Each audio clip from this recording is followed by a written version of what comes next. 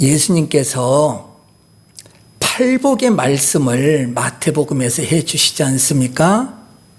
그 팔복의 말씀 8가지의 복받은 자의 모습을 보여줍니다. 그 모습은 어떤 모습이냐? 예수 그리스도의 모습을 그렇게 표현해 주시는 겁니다. 온전한 팔복을 누리는 자의 모습입니다. 예수 그리스도의 모습입니다. 그래서 그 팔복을 말씀을 하시고 그 산상복음, 팔복을 말씀하시는 그 산상복음의 맨 마무리를 어떻게 하시냐면 7장에서 마무리를 하시는데 비판하지 말라 이렇게 시작을 하시는 겁니다. 그 마무리를. 이건 무슨 내용이냐면 예수 그리스도의 그 모습을 결론적으로 바라봤더니 그 마음 속에서 판단하는 마음이 드러나지 않는다는 겁니다.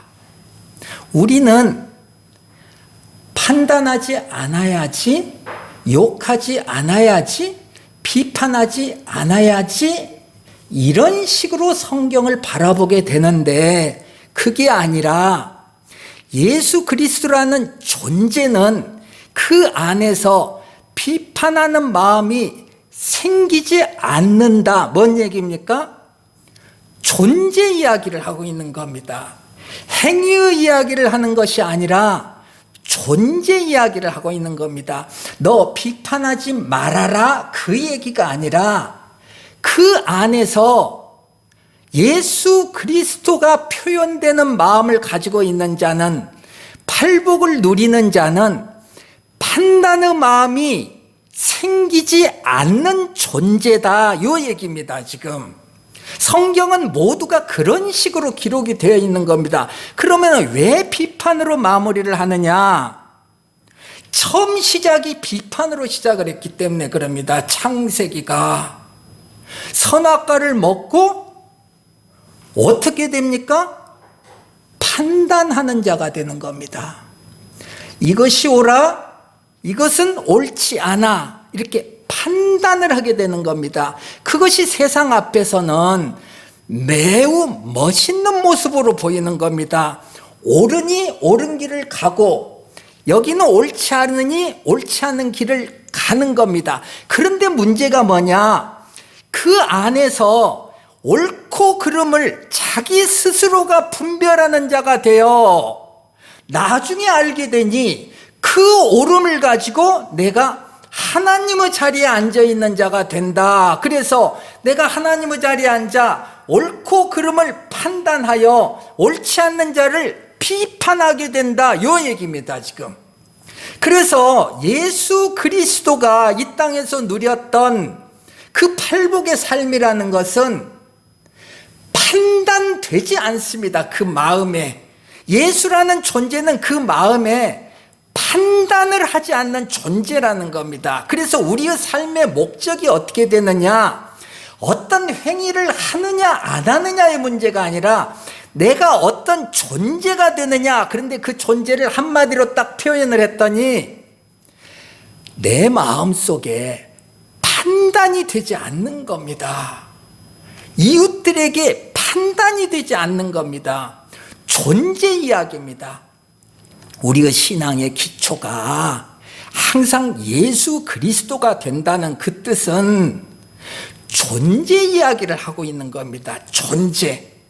내가 무엇을 하느냐가 아니라 내가 무엇을 안 하느냐가 아니라 어떤 존재이냐, 네 마음속에서 무엇이 지금 드러나고 있느냐, 옳고 그름이 드러나냐, 그럼 너는 자동적으로 판단하게 된다. 선악과를 먹은 우리에게 그 얘기를 해주시는 겁니다. 그래서 우리 안에서 죄가 저 앞에 있는데 저 죄가 판단되지 않는 겁니다. 이게 예수님입니다. 그래서 예수님은 사랑이십니다. 판단하지 않으시는 하나님이십니다. 내가 너희를 심판하러 온 것이 아니다. 나의 그 사랑으로 구원하러 왔다. 이렇게 말씀을 하는 겁니다. 예수님이라는 존재는 그 모습입니다. 우리는 그 그 존재 안으로 들어가는 자들입니다. 그리스도 안에서입니다. 그래서 우리의 구원이라는 것은 그리스도 안의 존재가 되는 겁니다. 존재 이야기를 하는 겁니다. 그러니까 지금 우리 누가복음을 이제 시작하고 있지 않습니까? 벌써 이제 4번째인데 항상 여러분들이 이 누가복음을 할 때 내 존재를 바라봐야 됩니다. 이 복음서라는 것은 나라는 존재를 예수 그리스도로 바꾸어내는 작업을 하는 겁니다. 이 복음서라는 것, 그게 복음입니다. 너 그 누구도 판단하지 않는 자로 내가 만들어내겠다. 내가 판단하지 아니하였으니 내 아들인 너희도 판단하지 않는 자로 내가 만들어내겠다. 이게 복음서입니다. 그래서 복음입니다. 선악과를 먹은 우리는 무조건 판단을 할 수밖에 없는데 내가 너를 구원하겠다. 그 얘기는 선악과를 먹기 전에 네 모습으로 다시 탄생시켜주겠다. 그 얘기입니다. 우리가 가장 힘든 게 뭡니까? 이웃들의 죄가 보일 때 가장 힘든 겁니다. 내가 배가 고프면 그냥 한 끼 굶으면 되는 겁니다. 힘들지만 견딜만 합니다. 그러나 이웃의 죄가 보이면 그것과 같이 고통스러운 것이 없습니다. 요겁니다. 내 스스로 내 안에서 옳고 그름이 판단되어 죄가 보이는 겁니다. 요것과 같이 고통스러운 것이 없습니다. 가장 큰 죄가 누구에게 보여요? 내 자신에게 보이는 겁니다. 그리고 내 이웃에게 이 죄가 보이는 겁니다. 요것과 같이 고통스러운 일이 없는 겁니다. 그래서 이것이 뭐냐? 이것이 지옥이다. 이 죄가 발견되지 않는 너의 존재로 내가 만들어내겠다. 이게 구원이다. 이게 천국이다. 요 얘기를 하고 있는 겁니다. 그러니까 여러분들이 누가복음이 1년 걸릴지 얼마 걸릴지 모르겠지만 여러분들 자신을 새로운 존재로 바꾸어내는 겁니다. 바꾸어내려면 성령의 역사가 아니고서는 바꿔질 수가 없는 겁니다. 내가 남을 판단하지 않는 이 기쁨을, 이 천국을 누리는 자가 되니 얼마나 좋습니까? 그러려면은 성령의 도움이 필요하다.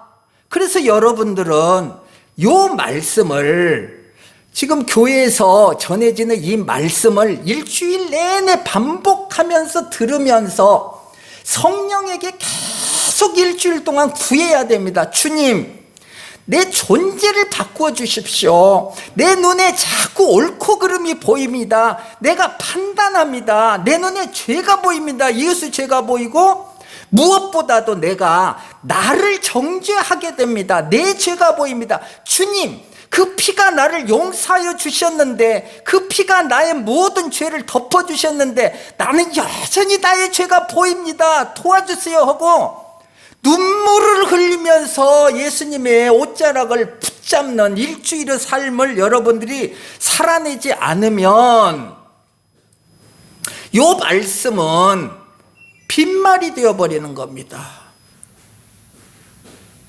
스쳐 지나가 버리는 겁니다. 아무 능력이 없습니다. 왜? 내가 아무리 행위를 하려고 해도 안 됩니다. 내 마음의 이 판단을 내가 어떻게 해결하겠습니까? 그래서 성령을 구해야 되는 겁니다. 성령을 구하라, 찾으라, 두드리라. 뭘 구합니까? 아들 잘 되게 하는 걸 구합니까? 교회 부흥하기를 구합니까? 아니죠. 내 마음의 부흥을 구해야죠. 예수 그리스도를 구해야죠. 이렇게 강청할 때에 이 땅에 불의한 재판관도 강청을 하면 다 들어주시듯이 너희들이 나를 구하는데, 성령을 구하는데 어찌 그 강청을 내가 들어주지 않겠느냐. 나는 선한 너희 아버지인데. 모두가 이런 내용으로 존재에 대한 얘기를 기록해 놓고 있다는 겁니다. 그러니 여러분들 성령을 구하는 일주일이 돼야죠. 성령을 구하지 않으면 우리의 존재는 아무리 우리가 노력을 해도 안 바뀌는 겁니다. 절대로 안 바뀝니다. 자, 오늘 이제 말씀을 시작합니다. 존재에 대한 것을 계속 내 스스로가 나의 존재에 대한 것을 바라보면서 말씀을 드려야 됩니다. 자, 아브라함은 의인으로 부름을 받았습니다. 자, 의인으로 부름을 받았다는 것은 하나님이 그를 의인으로 만들어내겠다는 뜻입니다. 지금 저 사람이 의인이기 때문에 하나님이 의인으로 부른 것이 아니라 누가 봐도 의인의 모습이 아닌데 내가 이제부터 너를 의인으로 만들어내겠다. 이것이 아브라함에게 행하신 하나님의 부르심입니다. 우리에게 행하신 부르심입니다. 너를 이제 의인으로 만들어내겠다. 넌 이제부터 의인이다. 이렇게 시작을 그렇게 하시는 겁니다. 이게 그리스도인입니다. 시작부터 의인입니다. 시작부터. 왜?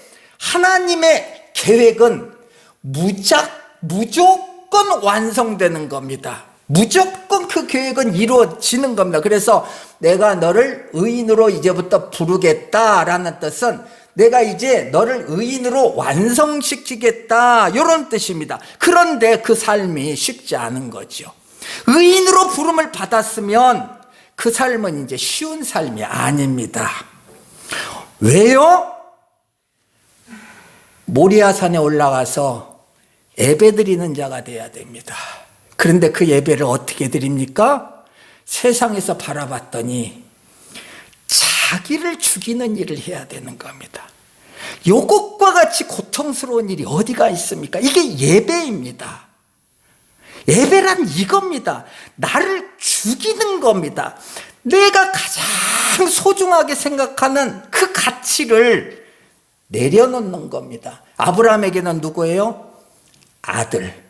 100세 난 아들. 가장 소중한 거. 자기의 생명보다도 더 소중한 그 가치를 포기해내는 겁니다. 이게 예배입니다. 가장 아름다운 이 예배를 하나님께서는 창세기를 통해서 모리아산에서 우리에게 보여주는 겁니다. 너희들 삶 속에서 요 예배 드려라. 요 예배를 드려야 네 존재가 비판하지 않는 예수 그리스도의 존재로 바꾸어진다, 요겁니다. 그래서 그 삶이 고통스러운 삶이 된다는 겁니다. 의인으로 부름을 받았다는 것은 내가 멋지게 무슨 훌륭한 일을 한다는 것이 목적이 아니라 내가 의인으로 부름을 받아 의인의 존재가 되어가는 과정 속에서 하나님이 특별하게 그 누구에게 은사적인 그 무엇을 허락하시사 그 은사가 그를 세상에서 볼 때에 아름다운 모습으로 드러나게 해준다는 겁니다. 뭡니까? 은사. 그러나 그 은사가 드러났다고 해서 내 존재가 바뀌었다는 뜻은 아닙니다. 내가 기도를 해서 저 사람의 병이 나섰다 해서 내 존재가 바뀌었다는 뜻은 아닙니다. 나는 세상에 나가 못난 짓은 반복해서 하고 있는 겁니다. 그런데 와서 기도를 했더니 이웃의 병이 낫는 겁니다. 이게 은사입니다. 은사에 매몰되어 버리면 어떻게 됩니까? 어둠 속으로 함께 튀어 들어가는 겁니다. 불나방이 되어버리는 겁니다. 불나방이 되어버리는 신앙을 우리가 얼마나 오랫동안 살아냈습니까? 존재가 바뀌는 삶이야지. 존재가 바뀌는 신앙이 돼야죠. 자, 아브라함이 의인으로 부름을 받았듯이 지금 사가랴도 의인으로 부름을 받았습니다. 의인으로 부름을 받았으니 당연히 그 고통스러운 의인의 삶을 살아내야죠. 그래서 결국은 어떻게 됩니까? 약속의 아들을 낳는 자가 돼야 되는 겁니다. 이것이 나아가는 길입니다, 지금. 자, 과연 이 사가랴가 약속의 아들을 낳는 자가 되었을까요? 마침 그 때가 되었습니다. 그거를 확인하는 때가 되었습니다. 그래서요, 오늘 시작이 어떻게 됩니까? 마침 이렇게 시작을 하는 겁니다. 마침 사가랴가 그 반열의 차례대로 하나님 앞에서 제사장의 직무를 행할세. 그 일이, 아들을 낳는 그 일이 이제 시작이 된다는 겁니다. 그래서 마침 사가랴 반열에 사가랴가 속해 있는 이 반열은 어떤 반열이에요? 제8반열이라고 했습니다. 아비야 반열입니다. 이 아비야 반열이 제사를 담당할 차례가 되었습니다. 많은 아비야 반열에 속한 자들이 있습니다. 거기에 사가랴도 있는 거죠. 이제 그 제사장들이 누가 이 일을 주관할 것인가 제비 뽑기를 이제 하는 겁니다. 자, 여러분들, 누가 제비 뽑기에 합격을 하겠어요? 당연히 사가랴가 합격이 되죠. 왜? 아들을 낳는 자를 지금 하나님께서 보여주는 것 아닙니까? 사가랴에게. 그러니 당연히 사가랴가 제비뽑기에 당첨이 되는 거죠. 그래서요, 사가랴가 이제 제사를 담당하게 되었습니다. 그래서 사가랴가 때가 되어 성소에 들어가 향단 앞에 섰는데 오늘 말씀에 천사가 나타났다 이렇게 이제 기록이 되어 있어요. 천사가 나타났습니다. 하나님이 나타나신 겁니다.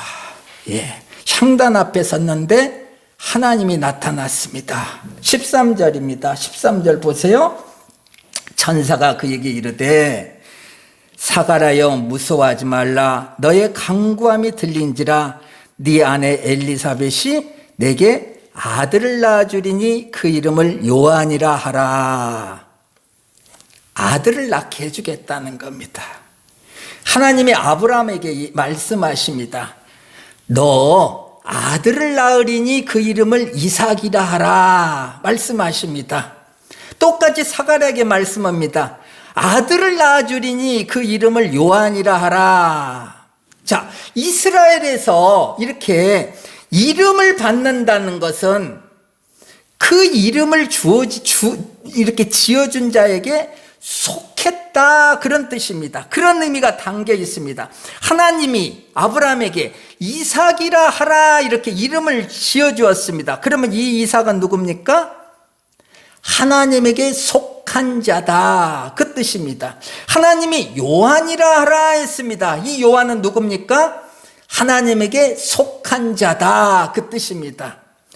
하나님에게 속한 자는 당연히 하나님이 가시는 그 길을 가는 자들이죠. 어떤 길이에요? 의인이 가는 길이죠. 하나님은 의 아니십니까? 그 의의 길을 가는 자들이죠. 의인이죠. 이 의인들이 가는 길은 세상 사람들이 가는 길하고는 전혀 다르죠. 세상 사람들은요, 세상 앞에서 큰 자가 되기를 원하죠. 그래서 그 길을 가죠. 높은 자리에 앉기를 원하죠. 그래서 그 길을 가죠. 부하기를 원하죠. 그래서 그 길을 가죠. 그러나 세상 앞에서 큰 자가 아니라 하나님 앞에 큰 자는 어떤 길을 가요? 그 반대의 길을 가는 겁니다. 그래서 15절입니다. 이는 그가 주 앞에서 큰 자가 되며 세상 앞에서 큰 자가 아니라 하나님 앞에서 큰 자입니다. 큰 자가 되며 포도주나 독한 술을 마시지 아니하며 모태로부터 성령의 충만함을 받아 이스라엘 자손을 주곧 그들을 하나님께로 많이 돌아오게 하겠습니다. 이렇게 15절 16절에 기록이 되어 있는 겁니다. 자, 포도주를 마시지 아니하며, 포도주는 뭡니까? 세상 것에 취하게 만드는 겁니다. 예, 세상 것에 취하게 만듭니다. 세상 것이 매력적으로 보이게 만드는 겁니다. 이것이 포도주입니다. 독한 술은요, 그의 정신을 빼앗아가 버리는 겁니다. 넋 빠지게 해버리는 겁니다. 독한 술은. 그러기에 하나님 앞에서 큰 자는 포도주를 마시지 아니하며 독한 술을 마시지 않게 되는 겁니다. 이렇게 독한 술을 마시지 않고 포도주를 마시지 않는 삶을 사는 자는요, 성경이 뭐라고 합니까? 성령의 충만함으로 인하여서, 성령의 충만함으로 인하여서 그의 안에서 하나님이 나오는 겁니다. 독한 술을 먹지 않고 포도주를 마시지 않는, 세상 것에 취하지 아니하고 정신을 똑바로 차리는 삶을 살아내는 자에게서는 무엇이 나와요? 하나님이 나옵니다. 하나님의 속성이 나오는 겁니다. 아름다운 것들이 나오는 겁니다. 그래서 많은 이들이 하나님의 그 아름다운 것들을 보게 되는 겁니다. 그 사람 안에서 나오는 그 아름다운 것을 보게 돼요. 그것을 본 자들이 너무 좋네 하고 하나님께로 오게 된다, 그 얘기입니다. 지금 17절입니다. 그가 또 엘리야의 심령과 능력으로 주 앞에 먼저 와서 아버지의 마음을 자식에게 거스르는 자를 의인의 슬기에 돌아오게 하고 주를 위하여 세운 백성을 준비하리라. 오늘 구약 읽었습니다. 아합 시대 때에 북이스라엘이 우상으로 가득 찬 시대였습니다. 이때 선지자 엘리야가 성령의 충만함으로 자기 안에 계시는 하나님을 드러내는 삶을 살아냈습니다. 하나님의 그 안타까운 마음이 이스라엘에 계속 드러났습니다. 이런 엘리야의 심령과 능력이 이제 이 시대에, 사가랴의 이 시대에 드러난다는 겁니다. 이 시대에 이 이스라엘에 하나님의 마음이 드러나는 겁니다. 그래서 하나님이 전해지는 겁니다. 그래서요, 엘리야 시대에 하나님에게로 돌아왔듯이 지금 이 사가랴의 시대에 많은 이들이 주의 백성으로 준비가 되어진다. 지금 이렇게 이제 기록을 해놓고 있습니다. 뭡니까? 우리의 시대에, 이 사가랴가 경험했던 이 시대에 하나님이 드러났듯이 지금 우리가 살고 있는 이 시대에 동일하게 엘리야의 그 시대에 드러났던 그 하나님이 동일하게 드러난다는 겁니다. 뭡니까? 아들을 낳는 자가 된다는 겁니다. 이 시대에. 자, 과연 그 일이 일어날까요?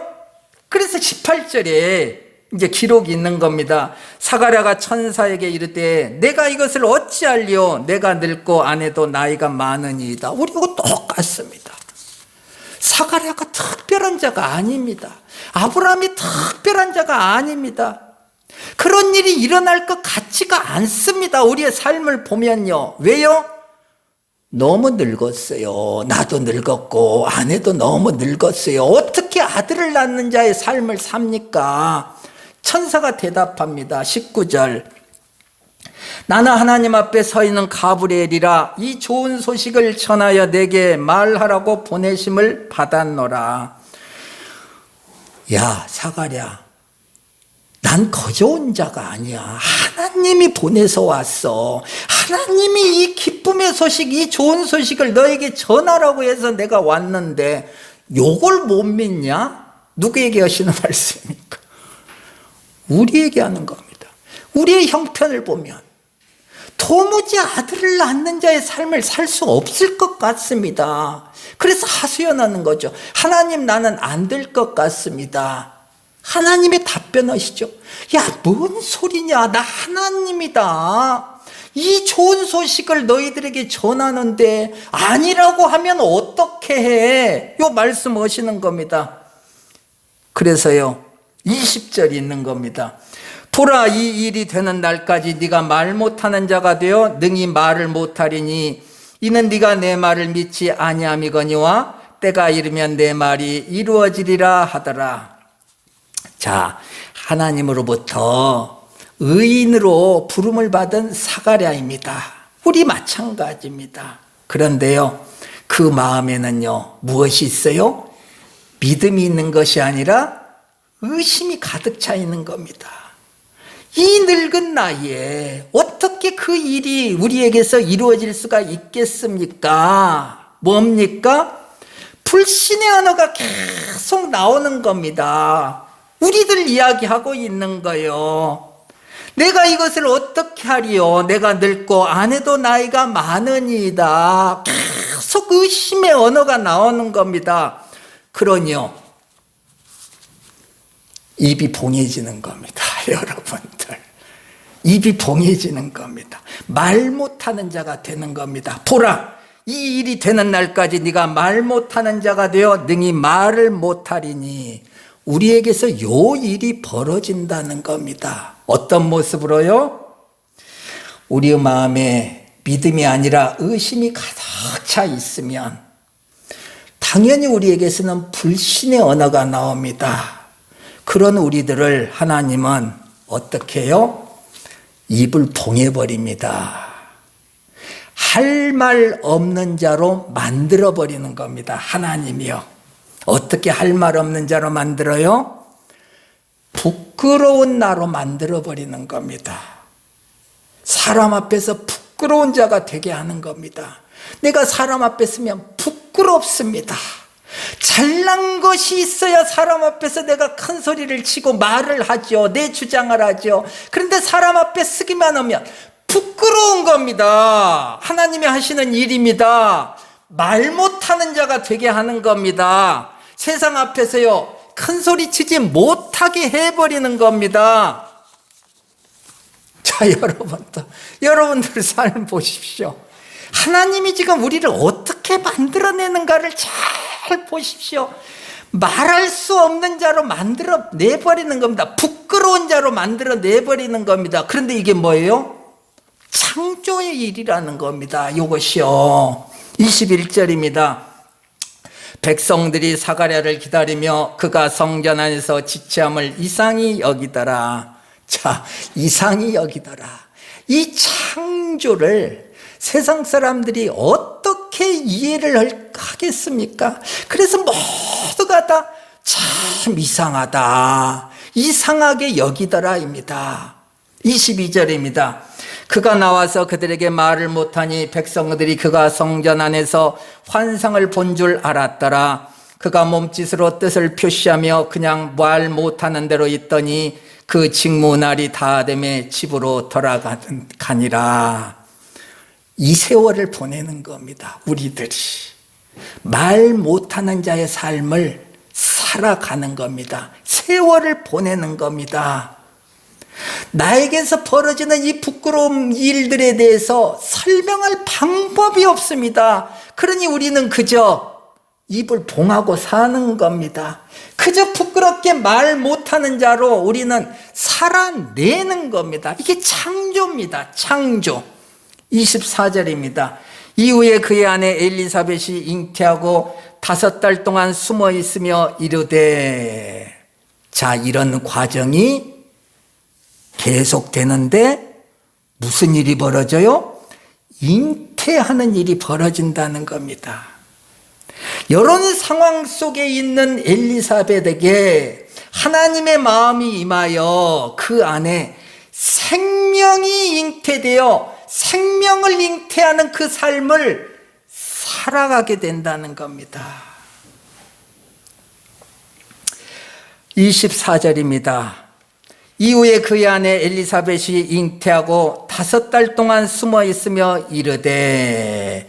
잉태하는 삶을 숨어서 살아내는 겁니다. 여러분들, 이렇게 아들을 낳는 자는 사람 앞에 자기 자신을 드러낼 수 없게 되는 겁니다.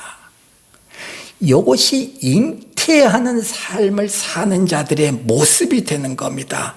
하나님의 신비스러운 창조의 일이라는 겁니다. 이걸 우리가 깨달아야죠. 창조구나. 나는 지금 부끄러운데, 세상 앞에서 도무지 말을 할 수가 없는 자인데 아는 겁니다. 야, 나에게 창조가 지금 일어나고 있구나. 하나님이 지금 나를 만들고 있구나. 요 지식입니다. 요걸 깨닫는 것이 지혜입니다. 요걸 아는 것이 지식이며 요걸 깨닫는 것이 지혜입니다. 하나님의 지혜가 우리에게 임한 겁니다. 세상 앞에서는 부끄러운데 내 안에서는 창조의 기쁨이 있는 겁니다. 25절입니다. 주께서 나를 돌아보시는 날에 사람들 앞에서 내 부끄러움을 없게 하시려고 이렇게 행하심이라 하더라. 생명을 잉태하는 삶은, 세상의 지식은 도저히 설명할 수가 없는 겁니다. 이 창조의 일을 세상의 언어로 어떻게 설명을 해내겠습니까? 이 하나님의 지혜를 이 세상이 어떻게 깨닫겠습니까? 못하는 겁니다. 그래서 잠잠히, 저번 주 같으면 뭐예요? 털 깎는 자 앞에서 침묵하는 양과 같은 존재가 되어버리는 겁니다. 말 못하는 자가 되어버리는 겁니다. 부끄러운 삶입니다. 그런데 이 삶에 하나님의 돌보심이 함께하고 있는 겁니다. 주께서 나를 돌보시는 날에 사람들 앞에서 내 부끄러움을 없게 하시려고 이렇게 행하심이라. 세상 앞에서 부끄러움을 당하는 삶이었는데 이것이 하나님이 나를 돌보는 삶이었다는 것이죠. 비록 세상 앞에서는 부끄러움을 당하지만 진정한 부끄러움, 하늘에서 부끄러움을 당하지 않는 우리를 만들어내기 위해서 하나님이 이렇게 말 못하는 자로 우리를 만들어버린다. 그래서 우리는요, 약속의 아들을 낳는 자가 된다. 여러분, 약속의 아들은 이렇게 만들어지는 겁니다. 우리입니다. 아브라함은 모리아산에서 요 일을 행한 겁니다. 우리도 요 일을 행하는 삶을 살아내는 겁니다. 이 삶 속에 항상 하나님의 손길이 떠나지 않습니다. 그의 돌보심이 항상 함께하고 있는 겁니다.